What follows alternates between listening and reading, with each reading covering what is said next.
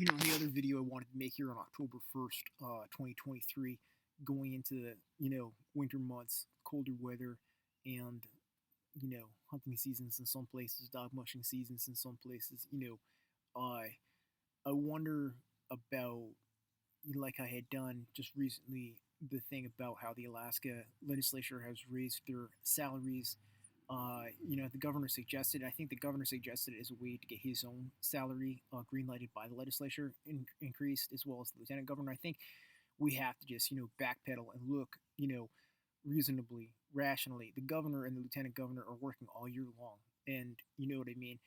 Raising that salary is not the same as raising the salary, the amount they did it for the Alaska legislature representatives and Alaska, state level senators and House representatives, because they're only in session for 120 days. Like right now, we've got issues. I would love to have that group of lawmakers on the state level, you know, act on potentially, in session, but they're not in session. Even if they had a second session in the fall, but raising it up to, $80,000. I mean, I just think again, like, I'm totally on the sidelines on this stuff, and I'm totally not, the most, knowledgeable person about, but just doing a basic search and looking at, the other states and just like, the ones that have big, robust salaries, like I said in my video the other day, are the ones in session longer than 120 days for the most part, so there's a reason they're paid more. So, we have to look at that. And it's just like, there's so many other things, like I said, the average salary is 60, now they're above it, and they're less likely to accurately represent their constituents. And it's a troublesome, gentrification move, and I just don't think that the